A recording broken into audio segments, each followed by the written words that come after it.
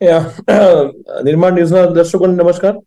બહુ રેલેવન્ટ અને એક રાઈટ ટાઈમે કદાચ આ શો થઈ રહ્યો છે અને એના માટે આપને પણ અભિનંદન આપું છું. સેમિકન્ડક્ટરની વાત આપણે છેલ્લા 5 વર્ષથી કરીએ છીએ અને કોવિડ-19 પછી જે શોર્ટેજ ગ્લોબલ સપ્લાય ચેનમાં જોવા મળી છે એના પછી બધાને ખ્યાલ આવ્યો કે ઇવન તમે કાર્સ બી જોવા જાઓ તો એનું વેઇટિંગ 6 મહિનાથી 12 મહિના થઈ ગયું. અને એ કાર કોઈ એક પર્ટિક્યુલર કન્ટ્રીઝની વાત નથી કરતા, પણ તમે યુએસની વાત કરો, જાપાનની વાત કરો, ચાઇના, તાઇવાન, આ બધા જે મેઇન મેન્યુફેક્ચરર્સ છે કારના, એ બધાને તમે જુઓ તો સેમિકન્ડક્ટરની શોર્ટેજ થઈ, કારણ કે ગ્લોબલ જે સપ્લાય ચેન હતી એ ડિસ્ટર્બ થઈ ગઈ ડ્યુ ટુ કોવિડ. અને બધાને રિયલાઇઝ થયું કે ચાલુ સેમિકન્ડક્ટર એ તો આમ તો બ્રેન કહેવાય કે હાર્ટ કહેવાય, કોઈ પણ તમે ઇલેક્ટ્રોનિક ઇક્વિપમેન્ટ્સ તમે યુઝ કરતા હો તો એનું, કારણ કે બધું ઇન્ટિગ્રેટેડ સર્કિટ થી લઈને જે આખું એનું ફાઉન્ડ્રી વર્ક ને ફેબ્રિકેશન હોય એ કોઈ પણ કારનું હોય કે કોઈ પણ મશીનનું હોય કે બધાનું. આ મશીનમાં આપણે પ્રોગ્રામેબલ લોજિકલ કંટ્રોલર આવે, પીએલસી મૂકીએ છીએ આપણે, પછી એની આગળ મશીનમાં આપણે સીએનસી વીએમસી થી પણ એનું કરીએ છીએ. પણ આજે ઇલેક્ટ્રોનિક ગેજેટ્સ, એપ્લાયન્સીસ કે ઓટોમોબિલમાં જે હાર્ટ છે એ આ મેઇન જે સેમિકન્ડક્ટર છે. હવે સેમિકન્ડક્ટરમાં એવું હતું કે આપણે તો લગભગ ભારતની વાત કરીએ તો કોઈ જગ્યાએ આપણું એવું સ્થાન છે નહીં, પણ માનનીય વડાપ્રધાનશ્રીની જે વિઝન કહેવાય કે એમને નક્કી કર્યું કે ભાઈ હવે આપણે ઇન્ડિયાને એમાં આત્મનિર્ભર બનાવવું છે. અને ધોલેરામાં સૌપ્રથમવાર સેમિકન્ડક્ટર પોલિસી ઇન્ડિયાના કોઈ સ્ટેટમાં છે નહીં, પણ ધોલેરા જે આપણું સ્પેશિયલ પર્પઝ વ્હીકલ એના માટે બનાવ્યું છે, જે ઇન્ડસ્ટ્રી પ્રમોટ કરવા માટે, એમાં સૌપ્રથમવાર સેમિકન્ડક્ટરની આપણે પોલિસી બનાવી છે કે જે ઇન્ડસ્ટ્રી સેમિકન્ડક્ટરમાં આવશે. એ પહેલા થોડું એનું હું વાત કરી લઉં કે ફોક્સકોનની અને જે વેદાંતાની વાત હતી, પહેલા તો વેદાંતા જોડે કરવાના હતા, પણ ફોક્સકોન ઇઝ નાઉ સર્ચિંગ, કારણ કે એના ડ્યુ ડિલિજન્સના થોડા ઇસ્યુ હતા વેદાંતાના, એટલે Foxconn is searching four fresh suppliers. અને એની જોડે એની વાત હતી, પણ માઇક્રોનનું તો એટલું ઝડપથી થયું. માનનીય વડાપ્રધાનશ્રી યુએસએ ગયા અને ત્યાં માઇક્રોન હવે એનું બી સમજવાનું છે કે કંપનીઓ કેમ આટલી સારી છે. જસ્ટ તમને દર્શક મિત્રોને તમે બધાને જણાવી દઉં ખાલી ફેક્ટ્સ કે માઇક્રોન છે એ હમણાં તો એવું કીધું છે કે આવતા વર્ષ સુધીમાં 3,500 કરોડનું ઇન્વેસ્ટમેન્ટ કરશે. પણ ગ્લોબલ જે સેમિકન્ડક્ટર માર્કેટ છે ને એ લગભગ $600 બિલિયન માર્કેટ છે. $600 બિલિયન સેમિકન્ડક્ટરનું, બરાબર છે. પણ માઇક્રોન કંપનીની વાત કરીએ તો એ પણ 78 થી ઓપરેટ કરે છે. એનું એક ફેક્ટ તમારે બધાને ધ્યાનમાં લાવું કે 5,000 પેટન્ટ છે માઇક્રોનના નામે, ખાલી 5,000 પેટન્ટ્સ.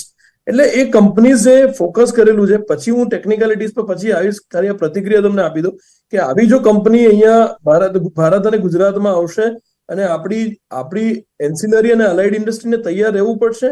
આ પ્રતિક્રિયા પછી હું ડિટેલમાં કહીશ કે આપણે કેટલી જગ્યાએ કામ કરવું પડશે તો કદાચ આપણે આ પેસ છે એને આગળ ધપાવી શકીશું. Thank you. ભાઈ, અન્ય દેશોની પણ આપણે વાત કરીએ કે ક્યાં ક્યાં થાય છે, તાઇવાન છે, ચાઇના છે, તમામ દેશો છે, ત્યાં પણ ચેલેન્જીસ છે તે આવતી હોય છે, પરંતુ હવે નવી શરૂઆત થવા જઈ રહી છે. માઇક્રોન જેવી મોટી કંપનીઓ છે કે જે સ્થાપવા જઈ રહી છે. કઈ રીતના કામ કરવું પડશે આગામી સમયમાં, ખાસ કરીને જેથી ઉત્તરોત્તર પ્રગતિ છે તે વધુ થાય અને અન્ય દેશો કરતાં પણ આગળ વધી શકે ઉત્પાદનમાં? હાજી, તો અત્યારે જે મેં પહેલા વાત કરી કે જેમ ચાઇનામાં હાઈ સિલિકોન છે, એસએમઆઈસી છે, જેસેટ છે, ઓમ્નિવિઝન છે, યુનેસ્કો, જેટી ને બધી કંપની છે. અમેરિકન્સમાં બી વાત કરો તો કોલકોમ, બ્રોડકોમ, એનવીડિયા, મીડિયાટેક, એએમડી ને બધી કંપનીઓ છે.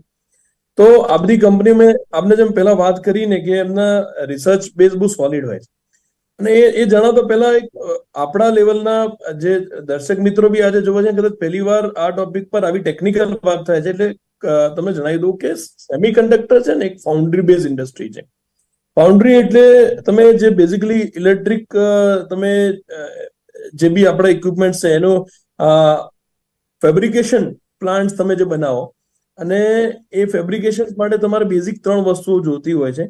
અને એમાં સેમિકન્ડક્ટરમાં મેં વાત કરી એમ પહેલા કે તમારે પ્રોપર ફેબ્રિકેશન જોઈએ. પછી એક એવો કન્સેપ્ટ આવ્યો કે ફેબલેસ મેન્યુફેક્ચરિંગ, એ પછી વાત કરું છું કે ફેબલેસ મેન્યુફેક્ચરિંગ શું છે. પણ પહેલા તો ફેબ્રિકેશન પ્લાન્ટ જોઈએ. ફેબ્રિકેશન પ્લાન્ટ્સમાં પ્રોપર તમારે ટેકનોલોજી જોઈએ, કારણ કે ફેબ્રિકેશનમાં તમારે રો મટીરિયલ પ્રોક્યોરમેન્ટથી લઈને અલગ અલગ રો મટીરિયલને તમારે એના પ્રોપર મશીનથી, હાઈ એન્ડ મશીનથી તમે એના કટિંગ હોય, એના શોલ્ડરિંગ હોય, એની ઇન્ટિગ્રેટેડ સર્કિટ કરો. ઇન્ટિગ્રેટેડ સર્કિટ તો તમે જો આઈસી એ બહુ માઇનોર વર્ક છે અને પ્રિસિઝન મેન્યુફેક્ચરિંગમાં આવે આ બધું. This is not a normal manufacturing, this call precision manufacturing. Precision મેન્યુફેક્ચરિંગમાં શું છે કે you need to have lot of precision in each and every process. હવે આ પ્રોસેસ તમે પ્રોપરલી એમાં તમે સિક્સ સિગ્મા કે મેન્યુફેક્ચરિંગના બધા સ્ટાન્ડર્ડ તમારે એપ્લાય કરવા પડે.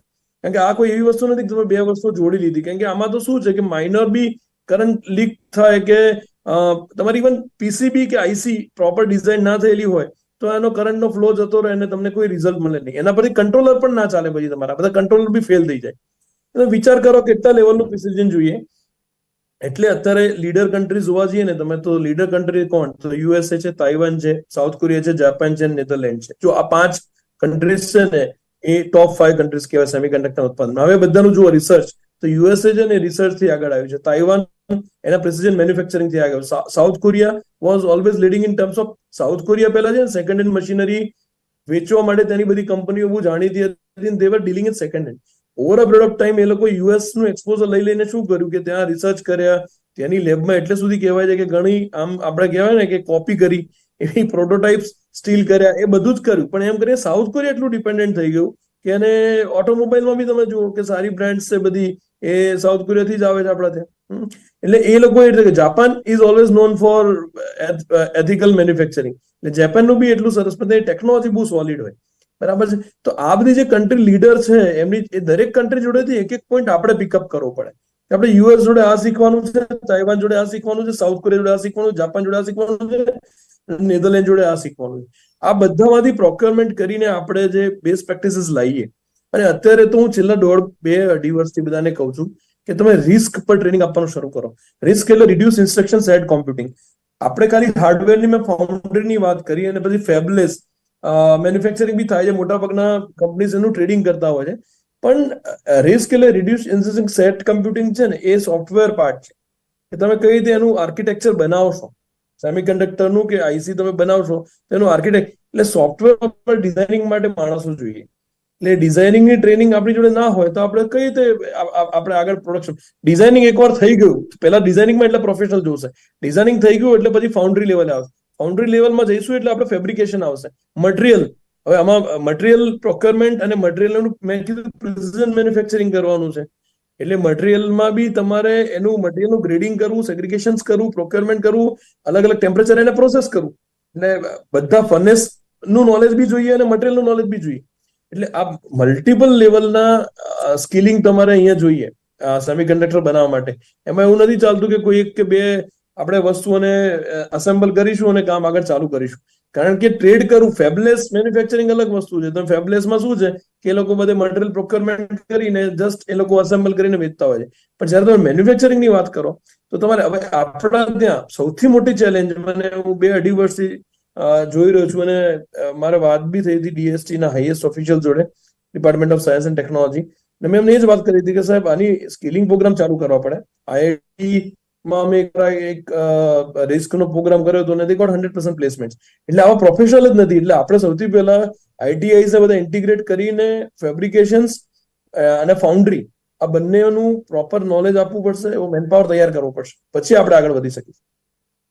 એ પણ વાત છે કે આગામી સમયમાં ભારત આગળ આવી જાય, આગળ જે ઉત્પાદન છે તેના લેવલની વાત કરીએ, સાથે ટ્રેનિંગ લેવલની વાત કરીએ, તમામ જે એન્જિનિયર્સની વાત કરીએ, તમામ લોકોની કઈ રીતે અને કેટલી રીતે ભારત સક્ષમ છે અત્યારે શરૂઆત થશે અને ત્યારબાદ અન્ય દેશોની પણ સરખામણી આપણે કરવાની છે. ના, એટલે અત્યારે હું તો બહુ જ ક્લિયર છું અત્યારે કે હાલ જે આપણે વિઝન, હવે માનનીય વડાપ્રધાનશ્રીનું વિઝન તો બહુ ઊંચું છે અને હંમેશા નવા નવા ચેલેન્જીસ આપતા જ રહે છે. અને એમને હવે આ એને એક વિઝન તો ઠીક છે પણ એને મિશન તરીકે ફૂલ ફ્લેડલી હાથમાં લીધું છે. અને ધોલેરામાં મેં કીધું સ્પેશિયલ આપણે સેમિકન્ડક્ટર પોલિસી લઈને ગુજરાત એવું પહેલું સ્ટેટ બન્યું છે. પણ આગળ જતા મેં કીધું એમ કે જો ચાઇનાનો શેર, ઇવન ફોર્ચ્યુનર તમે એક રિપોર્ટ જુઓ, 2029 સુધી China will hold the maximum market. એ થઈ જવાનું છે આવનારા 5 વર્ષમાં. દરેક જોયું છે લોકોનું કે એ લોકો એ રીતે કામ કરતા હોય છે. કંઈક અંશે એકવાર એવું થયું હતું સેમિકન્ડક્ટરમાં કે ચાઇના ફેલ ગયું હતું, બરાબર. અને આ બધી કંપનીઝ વધારે, કારણ કે પ્રિસિઝન અને એની વાત હતી, એટલે જે કોલગેટની વાત કરીએ તો દે આર ધ બેસ્ટ. એટલે અને સેમસંગ ને પછી તોશીબા પાસે ઘણા બધા છે. પણ એ જે લેવલની કંપનીઝ ને એ જે લેવલનો વર્કફોર્સ છે ને, એના માટે હાલ એક મોટો ચિંતાનો વિષય છે ગુજરાત અને ભારત માટે. કારણ કે વર્કફોર્સ બનાવવો છે ને તો આને બહુ એક્શન મોડમાં લેવું પડશે. એ કદાચ department of science and technology આખા જે સેન્ટ્રલ છે એ લોકો બી દરેક સ્ટેટના ડીએસટી છે એને ગાઈડલાઈન આપશે કે તમે આ કોર્સિસ ફટાફટ, અને એવા કોર્સિસ ચાલે પણ છે અને એ લોકો સબસિડી પણ આપે છે કે ભાઈ 25 થી 30,000 રૂપિયા છોકરાને કોર્સ ફીના રિમ્બર્સમેન્ટ થઈ જાય જો આવા કોર્સિસ કરે તો. પણ મોટા મેન પાવર અને મેનફોર્સ ની જરૂર પડશે આવનારા સમયમાં, કારણ કે આમાં આપણે નોવાઈસ છીએ, બહુ નવા છીએ અને કદાચ છેલ્લા છીએ. એટલે આપણે આ જે વેગન છે ને બહુ છેલ્લે આમાં જોઈન થયા છીએ. પણ એ તો it's better late than never એવું કહેવાય છે કે ક્યારે ના કરીએ એના કરતા લેટ તો લેટ, પણ અત્યારે આપણે ચાલુ કર્યું છે. એટલે આમાં દરેક ક્ષેત્રમાં મેં કીધું એમ કે આઈટીઆઈ થી માંડીને એન્જિનિયરિંગ કોલેજ સુધી, કારણ કે હાઈ એન્ડ આજે પણ એક સારી વસ્તુ કેવી છે કે ચેટ જીપીટી અને જે એઆઈ ટૂલ્સ છે બધા, ચેટ સોનિક છે, ચેટ જીપીટી ને કેટલા હતા રાઇટર ને બધા બ્લોગ્સ ને બધા છે, તો હવે એ ઓનલાઈનમાં પણ છોકરાઓ જાતે ટ્રેનિંગ લઈને એની બેઝિક ટ્રેનિંગ તો લઈ શકે છે. અને ગવર્મેન્ટ આને મિશન મોડમાં લઈ આવે તો એક સાથે હજારો એવા સ્કિલ જે મેન પાવર છે એને તૈયાર પણ કરી શકાય છે. તો એ કરવું જ પડશે વેરી ફાસ્ટ, અને પોલિસીમાં દરેક સ્ટેટે મૂકવું પડશે. નહીતર આ વસ્તુ છે મેન પાવરના કારણે જ કદાચ અટકી રહે. માઇક્રોન પણ ઇન્વેસ્ટમેન્ટ કરે ત્યાંથી બધા વર્કર્સ અહીં લાવવા પોસિબલ નથી. It's costly affair. એ લોકો એમના ટોપ ઓફિશિયલ્સ ને મેનેજર લેવલના લાવશે, પણ આગળ શું, નીચે કામ તો આપણા વડે જ કરવાનું છે.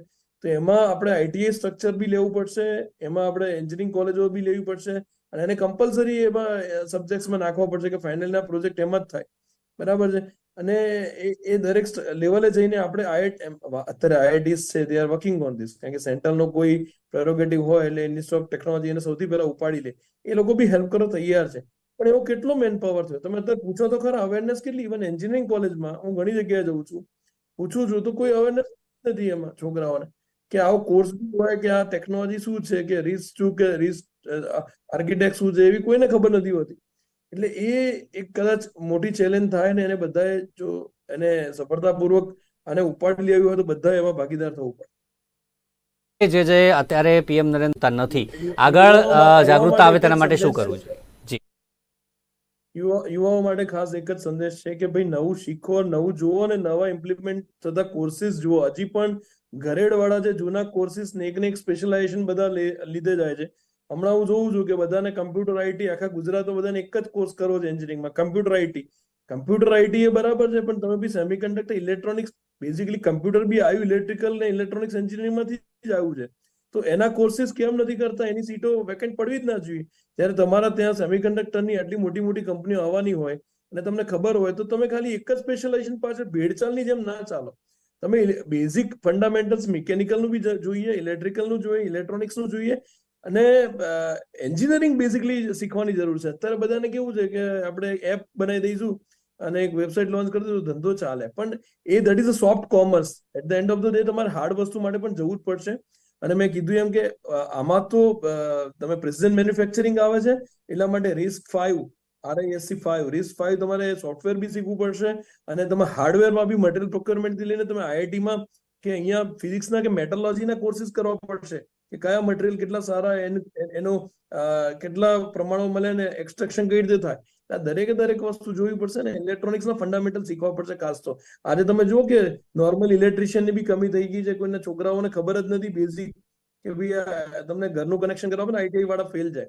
એટલે સ્કિલિંગ કરવું જ પડશે. અને પેલા ભેડચાલની જેમ જે કોર્સિસ લીધે જાય છે એના કરતા જેમાં જોબ ઓપોર્ચ્યુનિટી છે એ કોર્સિસ એ લોકો ઓપ્ટ કરે. જી ચોક્કસથી. તો જે પ્રકારે કયા કયા ચેલેન્જીસ